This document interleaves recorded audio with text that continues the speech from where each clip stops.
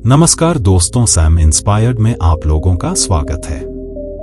आज की कहानी बहुत ही प्रेरणादायक होने वाली है, इसलिए वीडियो के अंत तक बने रहिए।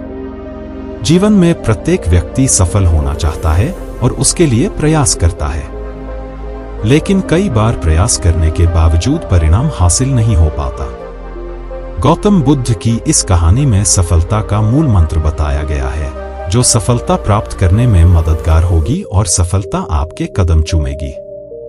ये बात उन दिनों की है जब गौतम बुद्ध आत्मज्ञान की खोज में तपस्या कर रहे थे और उनके मन में विभिन्न प्रकार के प्रश्न उमड़ रहे थे। उन्हें प्रश्नों का उत्तर चाहिए था, लेकिन अनेक प्रयासों के बाद भी उन्हें सफलता नहीं मिली। वे आत्मज्ञान की प्राप्ति के लिए कठोर तपस्या करने लगे, अनेक कष्ट सहन किए और कई स्थानों की यात्राएं की, परंतु जो समाधान उनको चाहिए था वह उनको मिला नहीं। एक दिन गौतम बुद्ध के मन में कुछ निराशाजनक विचार आने लगे और वे सोचने लगे कि धन, माया, मोह और संसार के समस्त वस्तुओं का भी त्याग कर दिया, फिर भी आत्मज्ञान की प्राप्ति नहीं हुई।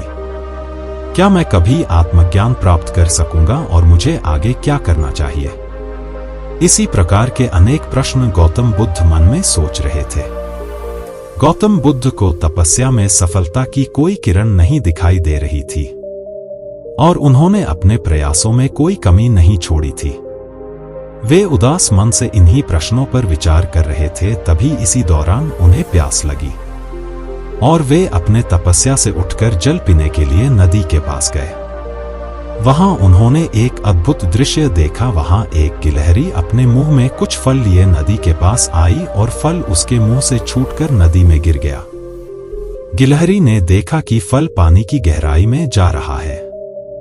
तभी गिलहरी पानी में छलांग लगा दी और उसने अपना शरीर पानी में भिगोया और बाहर आई, और बाहर आकर उसने अपने शरीर पर लगा पानी झाड़ दिया और दोबारा सरोवर में कूद गई। उस गिलहरी ने यह कार्य करना जारी रखा।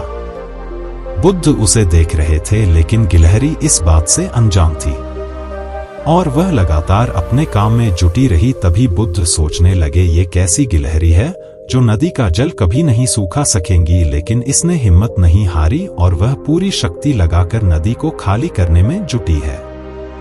अचानक गौतम बुद्ध के मन में एक विचार का उदय हुआ, यह तो गिलहरी है, फिर भी यह अपने लक्ष्य को प्राप्त करने में जुटी हुई और मैं तो मनुष्य हूं। आत्मज्ञान प्राप्त नहीं हुआ तो मेरे मन में निराशा के भाव आने लगे। अब मैं पुनः तपस्या में जुट जाऊंगा। इस प्रकार गौतम बुद्ध ने गिलहरी से शिक्षा प्राप्त की और तपस्या में जुट गए। फिर काफी तपस्या के बाद अंत में उन्हें आत्मज्ञान प्राप्त हुआ।